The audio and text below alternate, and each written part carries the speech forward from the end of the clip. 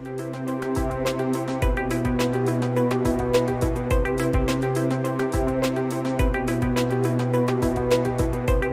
right, so second to last panel is going to be the identity and payment systems with blockchain. My name is Ned Saleh. I am a co-founder of Plasmotica.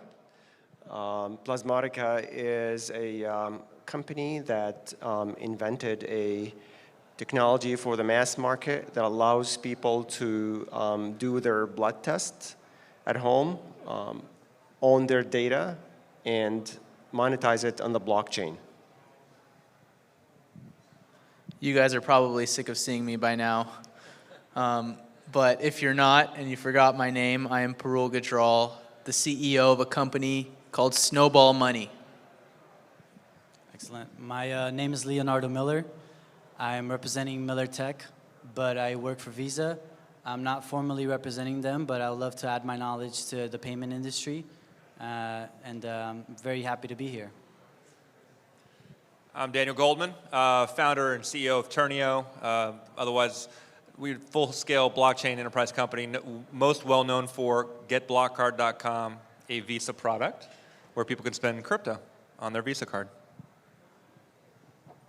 And I'm Dax Cabra, CEO of Medsis, an identity management and healthcare company that actually used the healthcare space to evolve into other fields, most notably payments.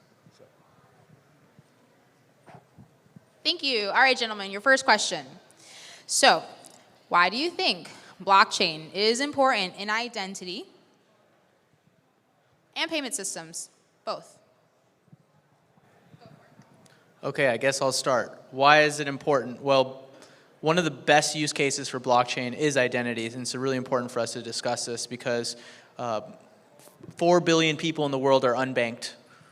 I've spoken about this a few times, and I think other people have brought this up, but it can't be overlooked. 4 billion people out of 7.8 billion people have no identity, such they don't have a bank account, they can't get loans for their businesses, and it minimizes their opportunity. And so what blockchain allows us to do is now give these people an identity.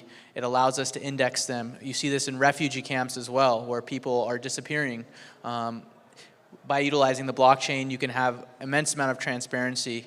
And that's one of the most exciting use cases, in my opinion. Well, I will speak from the perspective of my company and the technology that we developed. We developed a actually decentralized piece of hardware where we use proof of identity as a consensus protocol. So by leveraging the blockchain technology with a unique approach where you have a decentralized piece of hardware, it really becomes natural and integrated into the blockchain how identity is established.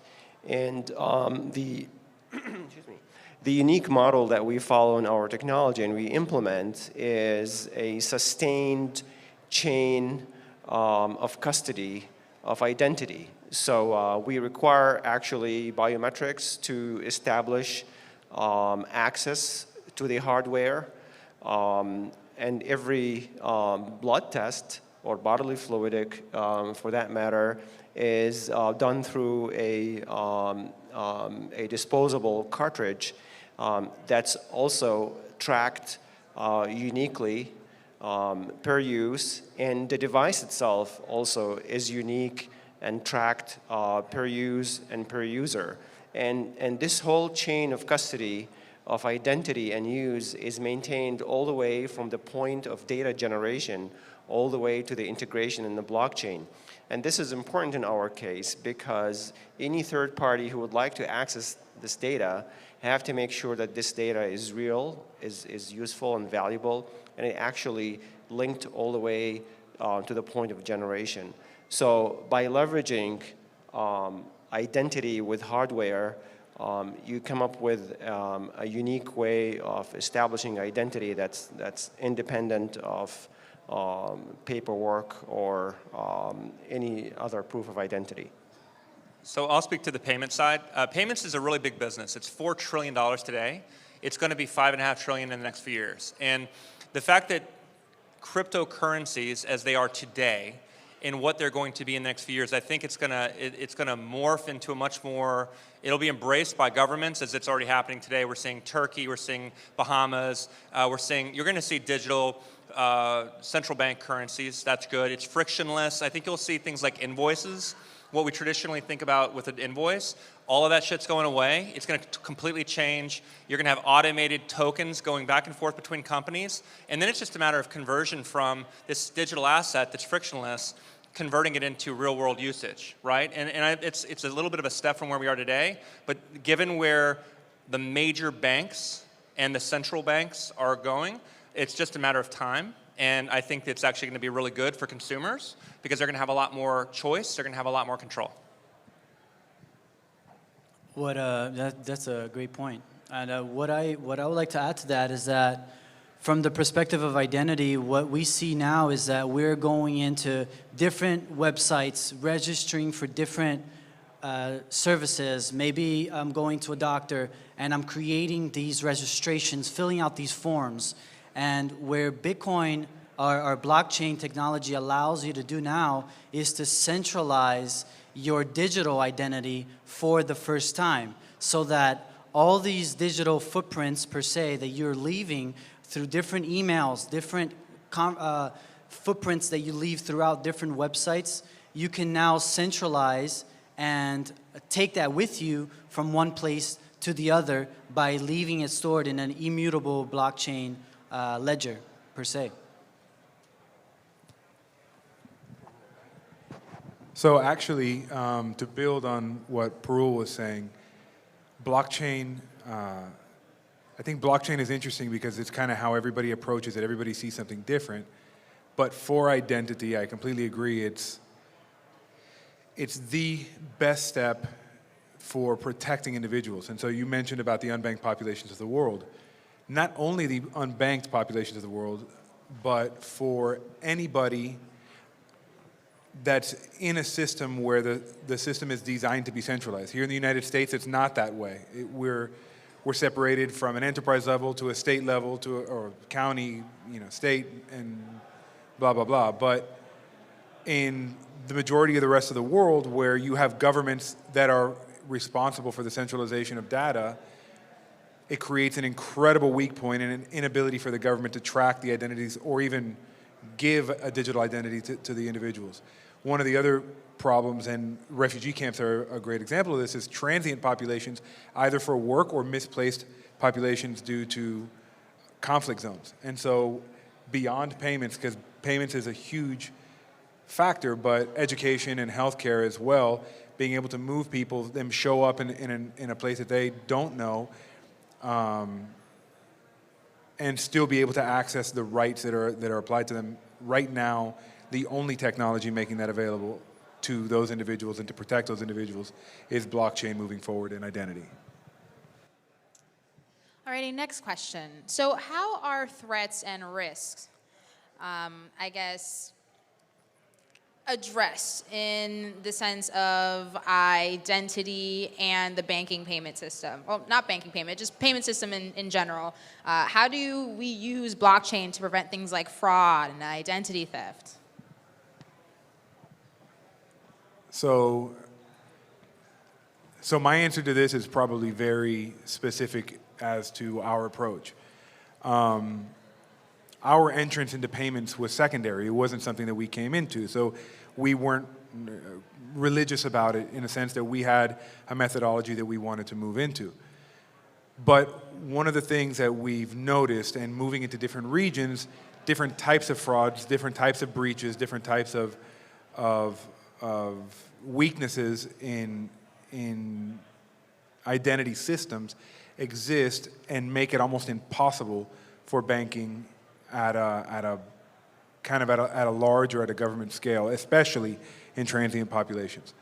And so blockchain moving forward, to be able to create and to be able to understand and to be able to meet regulation, especially in multi-jurisdictional regulations where they're having to meet a bank account in one country and a bank account in another country, especially for remittance purposes and everything, the only way to ensure that that individual has access and to protect their financial assets is really to create an ecosystem around them through blockchain that does not allow a single point of coming in and taking it. We've also seen a lot of that, or recently, in countries where Argentina has done it in the past, Venezuela, where you have governments come in and confiscate funds because everything from a centralized perspective can be basically seized, whereas blockchain allows a little bit more fluidity out of a system, a dictatorial or a system that's trying to grab assets from the individual. I'll just speak to this. I'd say it's interesting. We talk about decentralization and how great it's going to be, but how great it is. But that's true as a user. But holistically, if you look at the system, the biggest problem is that we use centralized sources for pretty much everything we do, and that's going to continue to happen. But the problem is where we transferred the custodians were banks, right? And so banks, which will probably end up taking on the custody relationships as exchanges presently do. The problem is banks are a lot more effective than many exchanges. They're held to higher standards. They aren't going to have some CEO walk away with $150 million in Bitcoin and die. So it's things like that I think in the future we'll see custodial solutions that banks have historically always had those relationships with consumers that were government backed like FDIC. And I think that as the market and industry evolves and matures, we'll see more of a transition away from those cryptocurrency exchanges and that custody solution to more of a traditional banking environment and relationship. Yes, and to bring up the conversation of risk and fraud is very important, because what you see on the news all the time, especially in the crypto world, is how many exchanges are getting hacked and how many exchanges are getting seized or blocked or funds are missing. And I just wanted to bring to the attention and maybe probe some of these brains here of maybe Bitcoin has created a bigger risk and an opportunity for us to really start thinking of how it can be less risky to continue snowballing the opportunity with Bitcoin that it brings to society. I love that, snowballing the opportunity and trust. It was a plug for Snowball here. Yeah, so to expand on that, our mission is to build the most trusted platform such that if anyone wants to have exposure to this asset class, it is the most trusted way. And so my own thesis is that one should be able to make international transactions or international remittances without a middleman, peer-to-peer, right? This is a use case of Bitcoin. But my thesis is also that if you are ever managing someone else's money, you should be held accountable, period. And we saw this happen in 2017 with the ICO boom, where people aspire to do the right thing. They say that all bad people do ICOs, but not all ICOs are bad, just all bad people do the ICOs, right? And so even if people aspire to do the right thing, they led people astray because it was hence decentralized. And so what is the solution? There's two solutions. One, you can go down the regulatory path, or two, you can use smart contracts to validate. It's quite early on where we don't have enough data for smart contracts. And really, for something to be sustainable long term, you have to be able to establish trust. And so the way that we've attacked it is by becoming a registered investment advisor. And so we are regulated such that we're held accountable. And so that is key. And so what does that mean for the user experience? It means that you're using a bank account as opposed to taking self-custody. So you are literally creating a bank account. That bank will insure the assets. It'll insure their fiat. It'll insure the assets, and it'll follow all the best practices such that if someone tries to hack your account, you literally can't be hacked through Snowball, because if someone hacks your account, they can only send your money back to your own bank account. If they hack our bank account, everything's already in cold storage, so they can't do it, and we don't even own the money, or we don't hold the money. A bank who has billions of dollars, who's also regulated, does. So really, I mean, these are ways to achieve that, but the crux of all this is trust. And they go back to that idea of creating new real estate in someone's mind versus hijacking existing real estate. How are these transactions happening today? Who's owning it? Well, you know, you have insurance, you have different entities that are involved that are regulating this, you have entities that are making sure that the bad actors are being weeded out and they're being penalized. And there's enough transaction and data that's happening such that we're able to improve as time goes on as well as find flaws. So trust is everything. And the beauty in Bitcoin is, or any blockchain, is that you do have trust embedded in the mathematics, and you eliminate the need for trust because it's intrinsic within the asset itself, and that's where the security comes in, where the key could be stolen, your private key can be stolen, but it is the trust and security is built in the mathematics itself. I'll just add, I mean, at the end of the day, like, think about this for a second. I don't advocate, by the way, eating at McDonald's, but if you wanted to pay, even in the future, and McDonald's wanted to accept Bitcoin, it would never work, because you're not going to wait 20 or 30 or 40 minutes in line in the drive-through at McDonald's. We have people, we're very conditioned today to want to have access immediately. So you do a transaction, it's fast, it's instant. And when maybe their blockchain will evolve in a public blockchain, but Bitcoin is probably never going to be that fast. I don't buy the idea around Lightning and all that it'll be that fast. So I think you'll always have a situation where people will have their own access to their own money that they control, and then there will need to be, at some point on the payment side, there will always be an intermediary, always. Unless you're doing just peer-to-peer transfer, that's fine. I'm going to send you money all day long, I don't need any P2P. But if I'm going to start buying shit, then I'm probably going to have some kind of custodial solution to get there. Plasmatica's approach to combating fraud and security has to do with the way we're set up. We're set up to be an ecosystem where on one side there is original data generation. It's a decentralized hardware for the mass market where people generate their own health data. And on the other side of the table, there are third parties who want to access this data. So it's an ecosystem. We leverage and we have strong hardware presence in our ecosystem. So our technology, which is a mobile device for the mass market that people can own at home, and it's not a medical device really, even though its performance is comparable to medical performance, but we set it up so that it's a lifestyle device, it's a data generation device. So we leverage hardware and biometrics in establishing the original point of data or the genesis of data. And we also leverage encryption. So the data is verified and generated using biometrics, and it's encrypted. And all the analytics on the artificial intelligence is performed through homomorphic encryption, where you can think of the data as a glove box. You're able to access the data. You can manipulate the data, analyze it, and then pull out of the glove box. You can build Lego blocks inside the glove box, but you don't know what's inside the glove box. So we know it's data, it's encrypted, it's secure, but we can run analytics and artificial intelligence operation through homomorphic encryption.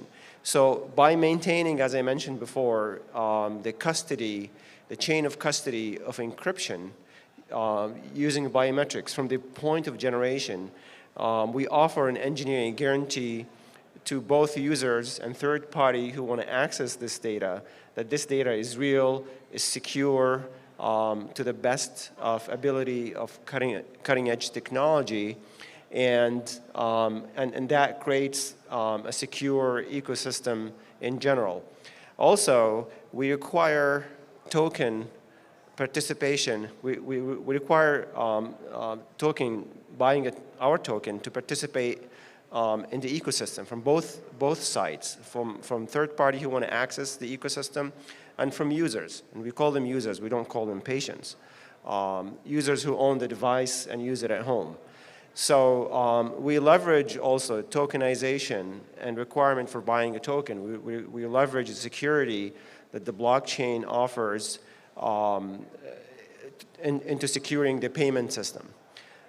So with all these measures, we're creating a unique system that could be a model for how a technology that creates a solution in the real world, but the back end where the data is generated is integrated into the blockchain.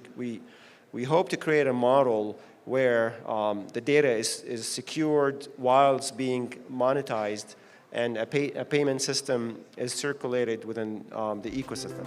All right, guys, thank you so much. Give a good round of applause to these gentlemen.